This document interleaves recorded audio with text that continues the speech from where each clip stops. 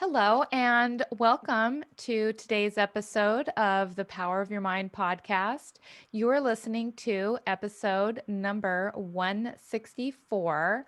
I'm Victoria Gallagher, Law of Attraction hypnotist and #1 best-selling author of Practical Law of Attraction: Align Yourself with the Manifesting Conditions and Successfully Attract Your Desires. I'm also the founder of HipTalk.com and HypnoCloud apps, which gives you access to over 500 hypnosis recordings right in the palm of your hand. So be sure to download that app from the app stores today. And today I have a very special guest with me, Nicola Grace. From cancer to making history, saving a billion-dollar industry from ruin, award-winning strategist and best-selling author, Nicola Grace helps social entrepreneurs clarify and monetize their mission so they can leave a legacy. Nicola's intuitive visionary strategy skills have made her the secret weapon of politicians, business owners, social entrepreneurs, social innovators, thought leaders, and an entire industry body. She's an author, she's an expert, and she is a bestseller of Ready, Aim, Captivate, Put Your Magic in Your Message, and A Fortune in Your Future, along with other leading visionaries, Deepak Chopra and Jim Stovall. She features as one of the celebrity experts in More Better.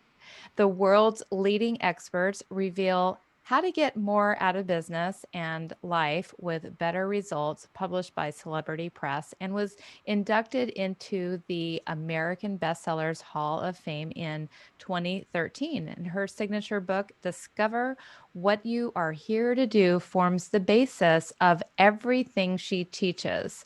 That when we are on mass transition from making money for the sake of money to making money by making a bigger difference, we will accelerate the positive transformation of the world. And she can be found on her website, nicolagrace.com, her Facebook page, and we will be putting all of the links to all the places that you can reach out to her on our show notes. And so today, Nicola is going to be sharing some of her insights on how to operate from omnipotence, discover your life purpose, become an unstoppable force for good in the world. So, welcome to the show, Nicola. Thank you. I didn't realize I was that old. I was listening to that and I was going, oh my gosh, that's going on. That's a lot to stuff into one life. It's amazing, what you've accomplished, and so it's very impressive. And so that's why we only take a select kind of guest to be on the show. I get tons of requests to be on the show, so you have to be pretty you have to really have your stuff together and have done, enough to really inspire our audience. So you are definitely in good company, and you're definitely an inspiring person. And so I'm really excited to get to dig in and find out more about all of your wonderful accolades today. Thank you. So you're Yeah. from one of my favorite places on the planet, and your accent kind of reveals that. I've been to New Zealand like 3 times, and so you were born there? That's where I you am born originally? and raised. I am a Kiwi through and through. Yes, Ooh, third love it. generation, and yeah, I call it my second home. Oh, love it, love it. And one place I hadn't been that you came from was Australia, and then now in Costa Rica. So Correct. Yeah. awesome. Well, tell us just a little bit about, how you got started with, all that you do. Yeah. So, how far back do you go? I think really it started the day that my car broke down coming out of an internship. I was a history major and social sciences, and I was teaching at an all-girls school as part of my internship on my way to become a secondary school teacher of history and drama and English. And when my car broke down, I came home, and my mum, who was a practicing Buddhist, said to me, "Your soul obviously doesn't want you going in this direction. So there's something it's trying to tell you." And that was really the moment that started my self-discovery, spiritual quest for my purpose, why I'm here on the planet, but also that there was something in me that was preventing me from reaching a dream I thought I had, which was to become a secondary school teacher. And that put me on the path of reading books like Ken Key's book, Handbook to Higher Consciousness, Joseph Murphy's Power of Your Subconscious Mind, and then just most recently, obviously, The Secret is a carry-on from their early work. Really, they're really some of the first authors out there, excuse me, talking about the power of your mind to manifest. And then it's been a journey of me following my nose wherever it led me to finally being at that age where it's time to give back, right? You're at that age now, and it's time to seriously give back all of your life lessons, everything you've learned along the way, and the expertise that you've gained in whatever it is I call your mojo, whatever your mojo is. And that had me become the mission mentor, which is, as you mentioned before, helping people clarify and monetize their mission to make a difference and leave a legacy. And then part of that, to actually actualize that mission, is the mindset piece, the law of attraction piece, the power of your mind. Because without it, you can go out and try and change the world, and you come up with so much resistance, both within yourself and outside. You need some tools on how to deal with that. So that's where it's led me. Exactly. Yeah. Sometimes you can figure out what your life purpose is. You can figure out the strategies to get, from where you are to where you're going. But you're right. You'll sometimes run into some roadblocks along the way. And rather than throwing in the towel, you need to have some tools to help take you through Yeah, those roadblocks. yeah. So how do you find the life purpose? How does a person go about stumbling upon that or finding that intentionally? Well, I teach it very differently from what I see out there, only because after many, many years of working with people, being a visionary, seeing their mission blueprints at that deep soul level, there are finer distinctions within your soul's template that give us ideas for direction in terms of which way to go, so that you feel that sense of purpose. So I break it down that, like your soul purpose, for example, we've all got the exact same soul purpose, which is to expand and evolve. And then our life purpose is the distinction of our individual life, of how you as an individual are going to expand and evolve. And then that's the big umbrella. Then there's all these spokes to the umbrella that make up your life purpose, like your mission. What's that? A lot of people say to themselves, "I feel like I've got something to achieve," or I'm here to do something. When you're asking that question, you're waking up to the fact that you've got a mission, and that mission is part of the life purpose. It isn't the life purpose, it's simply one of the spokes of the umbrella. Because remember, the life purpose is how you're here to expand and evolve. The higher purpose is how your gifts and your talents will help others, or help the planet, or help animals, whatever the service is going to be in the expression of that higher purpose. And then we've got soul expressions. How are you here to express yourself, and who are you here to serve? That's your niche market. So these finer distinctions and details that are all part of your life purpose, that when you know all those details, you have the pathway forward to be doing what it is that's going to give you that sense of being on track, being on your purpose, and having that level of fulfillment, as well as seeing the results coming back and being rewarded. Because I see people half on purpose. They've got a few spokes of their umbrella, but not all of the spokes. So they go out and try and build a business and start an entrepreneurial enterprise, and it doesn't fire up because the umbrella is missing a few spokes. So that's And how I've learned those distinctions. So therefore, the results of what you're doing don't come back in a really powerful way. interesting. Okay, I love that. So the soul's purpose is really the whole. Like everyone is connected to that soul's purpose.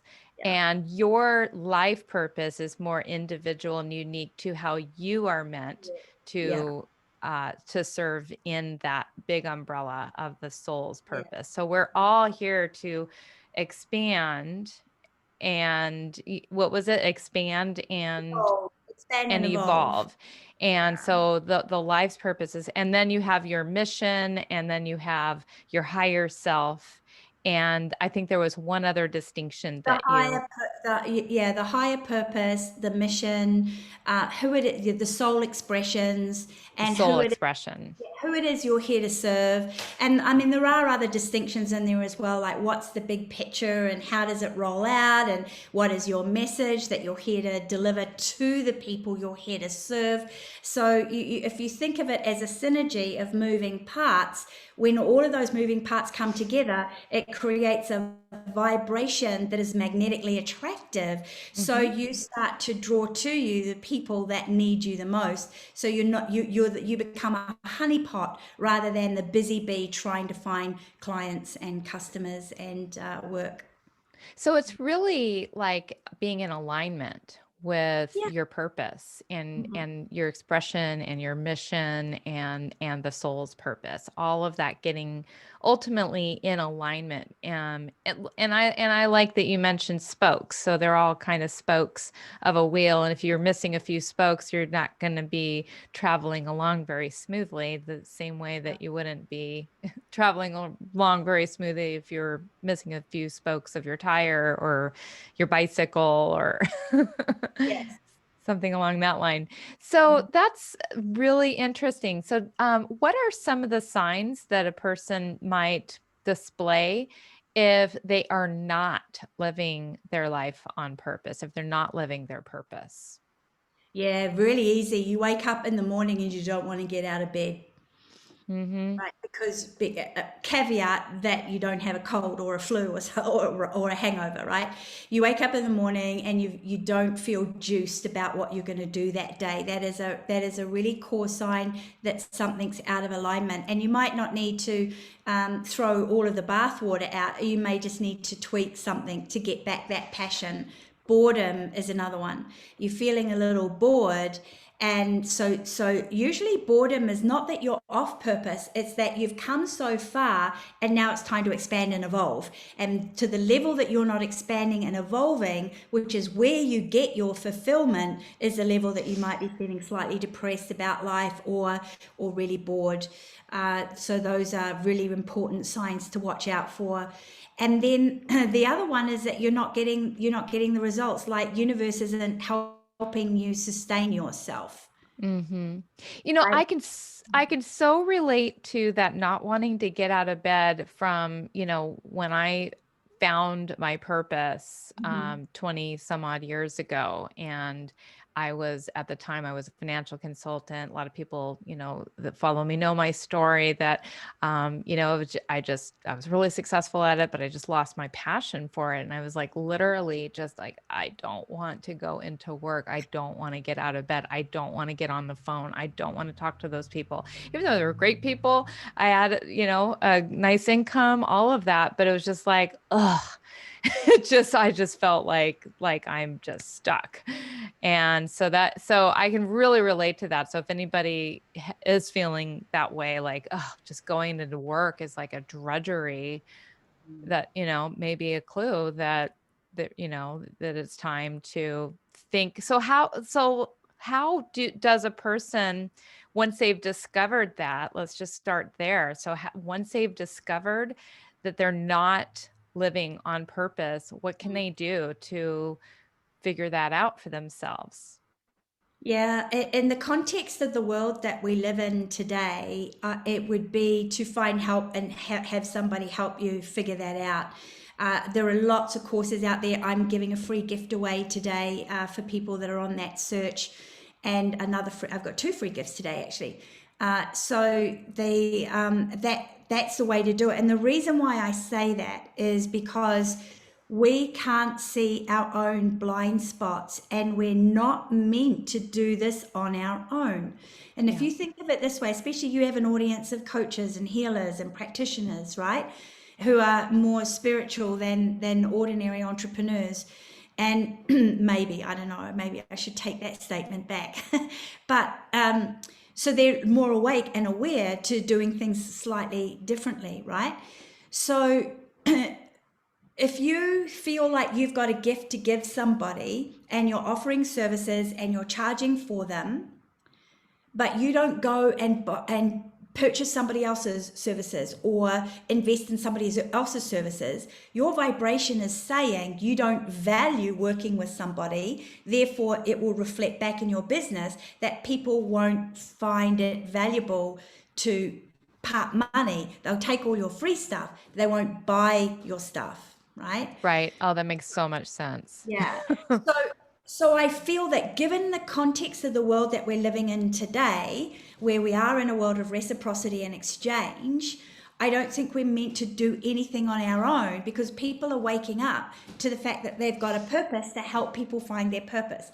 And we've got people who've got a purpose to help people get out of bad situations in life or manifest their dreams. Like, people are waking up with these purposes that are about helping people, which means somebody's got a purpose to help you. Absolutely. It's not a Absolutely. one-way street. Yes. Yes, exactly. So, now, there a lot of healers, and coaches and, hypnotherapists I know, for sure, they have sometimes a hard time with this concept of, making good money Mhm. while positively impacting the world. Like, there's just seems to be a lot of deep-seated guilt or just misunderstanding about, combining being able to make a positive impact in the Mhm. world, but still earn good money. Can you speak to that a little bit? I would love to, because it's one of my favorite subjects, and it's module number 5 in my signature program called Right Mission, Right Money, and it's called Split Brain Hemisphere Syndrome. I discovered this when you mentioned in the beginning of my bio, I worked with an industry, a multi-billion dollar industry, and worked with the government to stop legislation that was going to close them down. I'm sorry, I'm going to turn that off. I didn't realize I didn't have my WhatsApp turned off. And I apologize for that. That's so, yeah, working with that industry it was a big moment in my life, and I saved 30,000 people's jobs. I saved 3,456 businesses, and I didn't get paid a penny for it, Oh, because wow. I thought I was serving humanity. And when you serve humanity, you shouldn't be charging for that. That's unethical. However, the lawyers that were helping with the industry all got paid 100 grand, 150 grand, 50 grand, 30 grand.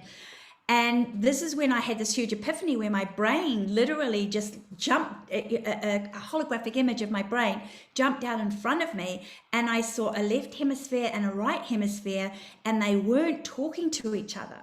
And in the left hemisphere are these concepts of work, reward, money, logical processes. And then the right brain was love and passion and purpose and enjoying what you're doing. So the separation was in the mind of, if you love what you do, then you shouldn't charge for it, or it's a blessing from God, so therefore you shouldn't charge for it. And then I did some research on that, and I started thinking about that, and I went, well, isn't a lawyer's skills a blessing? Isn't the skill of an engineer to build a beautiful shopping mall, a gift from creator. Like, isn't any gift we have coming from the same source?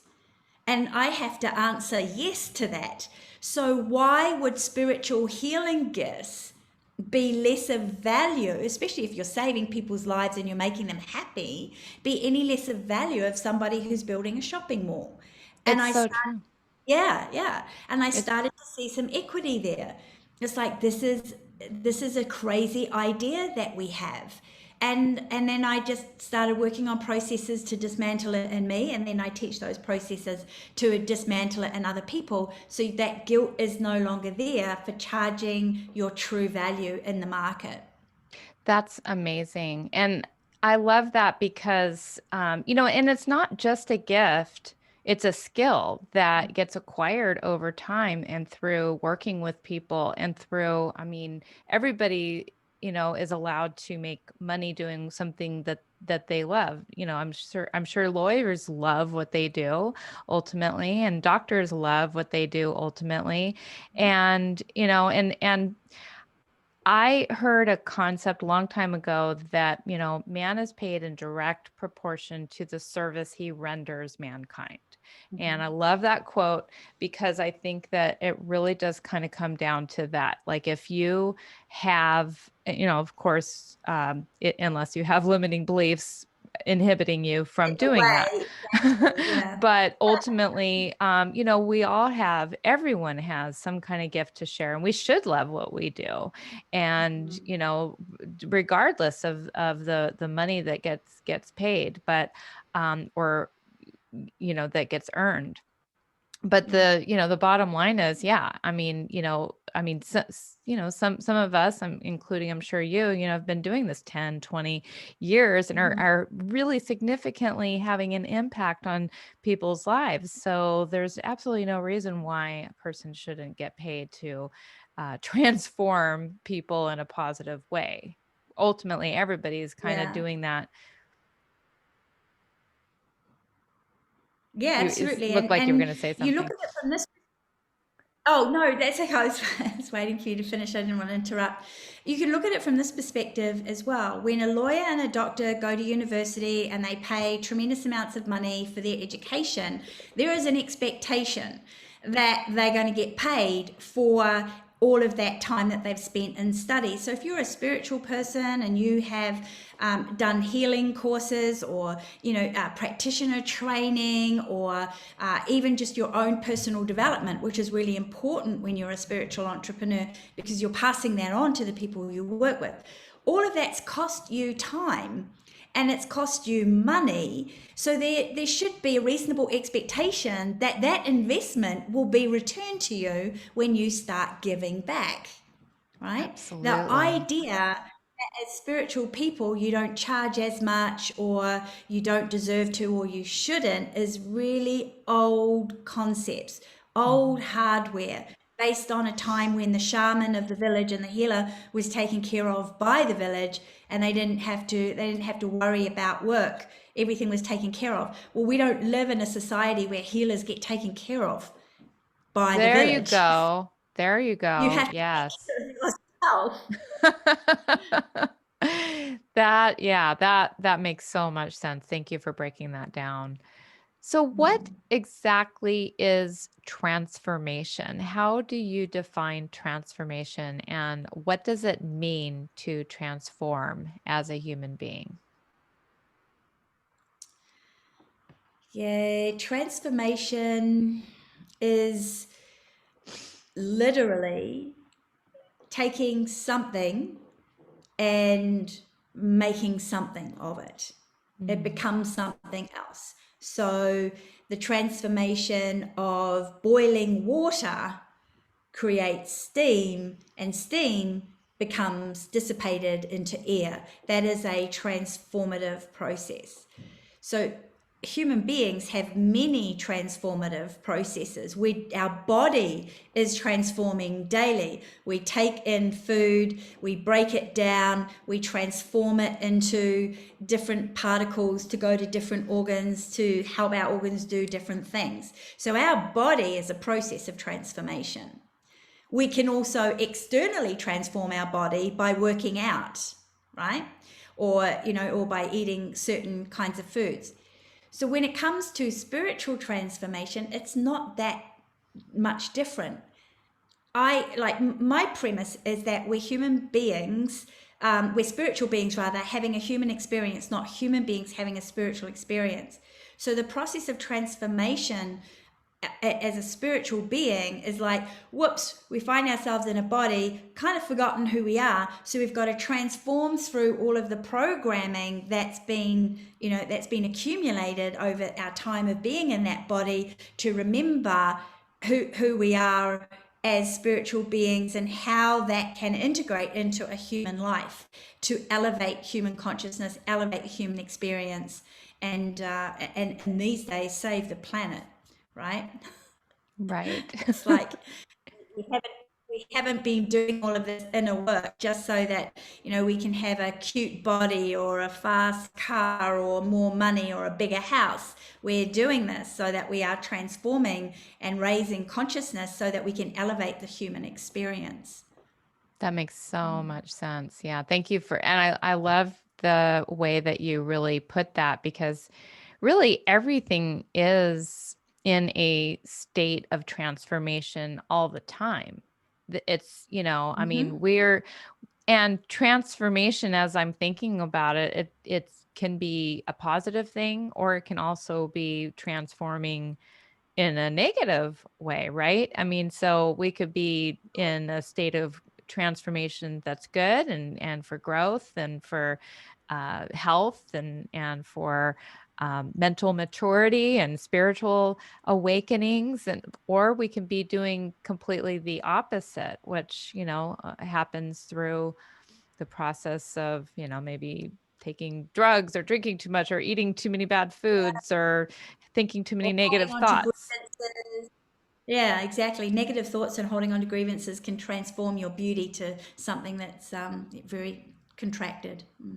Yes, yeah. So yeah, we're always in a state of transformation. And so I think it's more just a matter of intentionally transforming, and transforming that transformation that's in alignment with our life purpose and the purpose of the soul.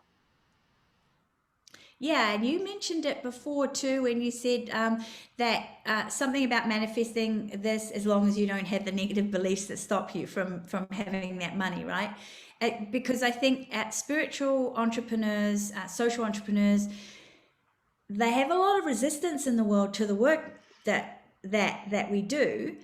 So we need to be about looking within, clearing the resistance within. And several of the resistances I see time and time again: fear of visibility, fear of being noticed, fear of reprisals for being visible, fear of losing freedom because now you're this thing out there on the internet and everybody can see you. You walk down the street, you lose a little bit of anonymity if you're really big.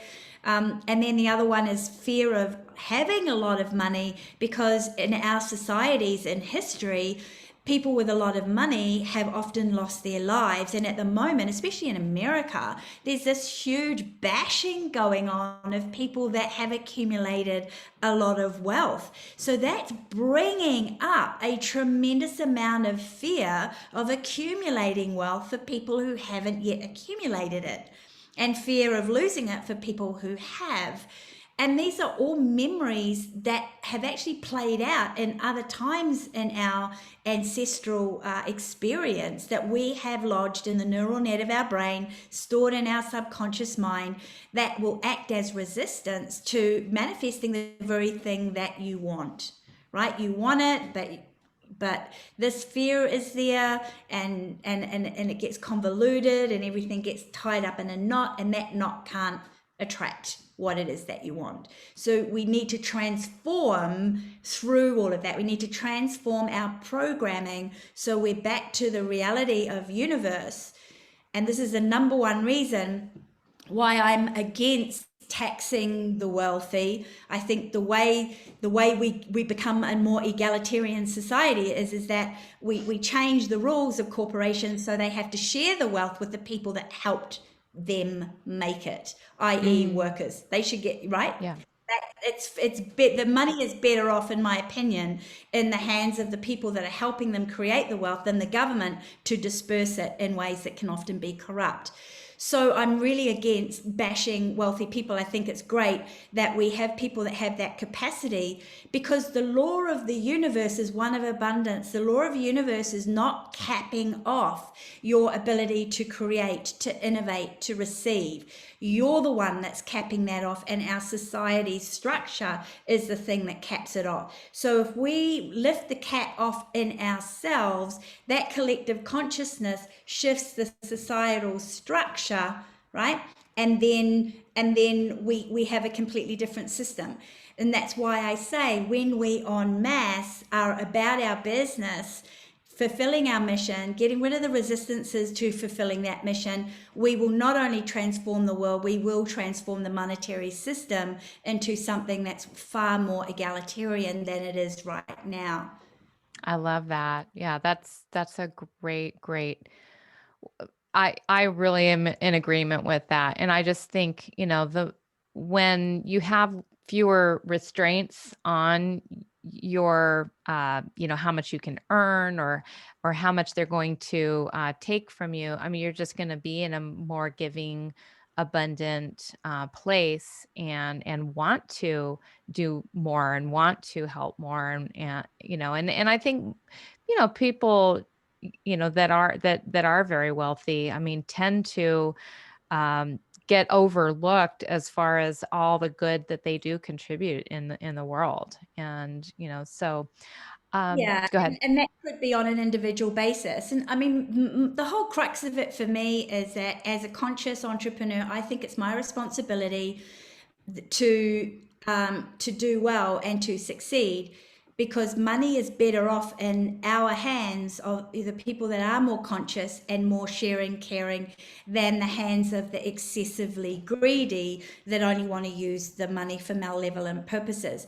And we need to flip that balance, because what I've noticed in society since the 60s, I was born in the 60s, um, the consciousness, as we believe that consciousness is being elevated on the planet and we're changing paradigms because of it, at the same time the level of greed has just got ridiculous. It has just got absolutely ridiculous. And I think part of that, from a law of attraction perspective, is that spiritual people have turned away from money because they don't like the monetary system, or the global elite system that we're operating in. And I think it should be the opposite way around. We should turn around, bring our light into that system, so that that light begins to transform it into something that is more equitable. Beautiful, beautiful. Now, is that to say that you believe that humanity is moving into a golden age? Can you speak to that a little bit?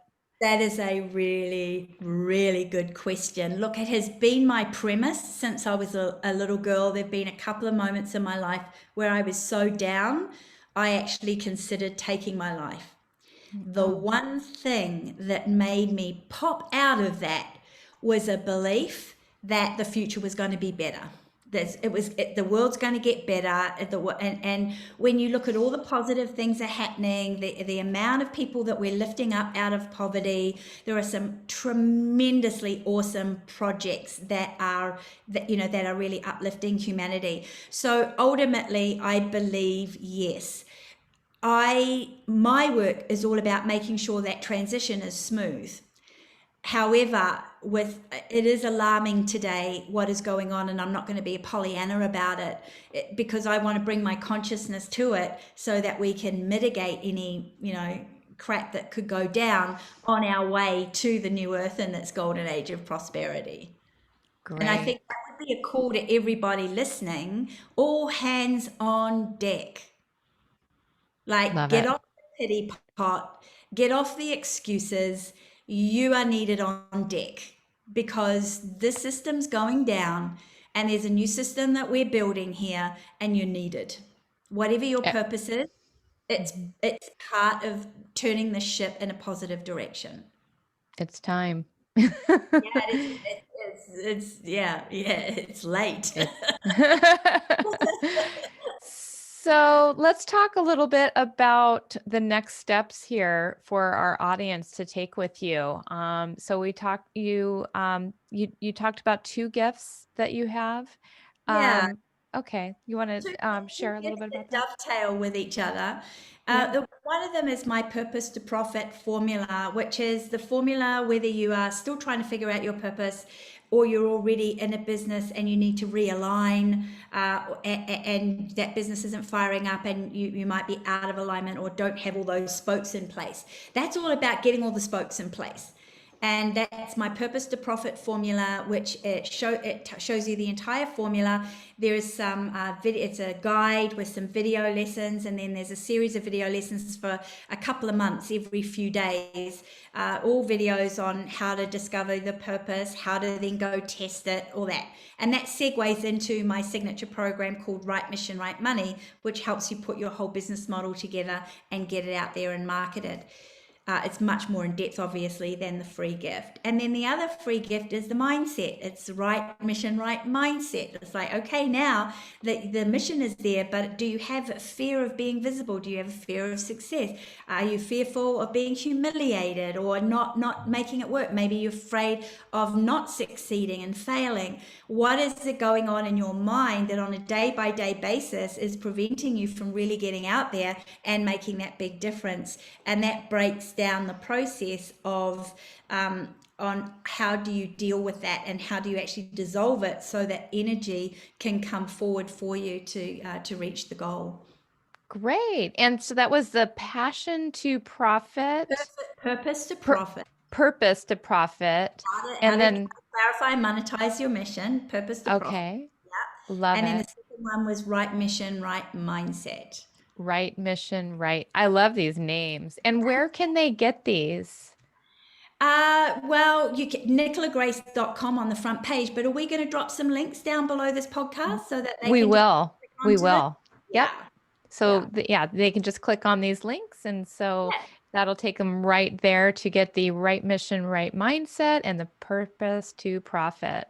Do you have any final words you want to leave our guests with today? This has been a wonderful, wonderful interview. You've given us a lot of insights, and just wanted to leave on a even higher note. And so, how can we do that?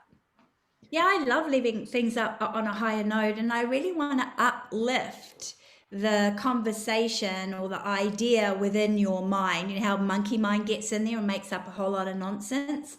I really want to elevate it up to this fundamental understanding that you can cling onto every single day, and that is your whole reason for being is to expand and evolve, and through your expansion and evolution you are expanding and evolving the human condition and the human experience.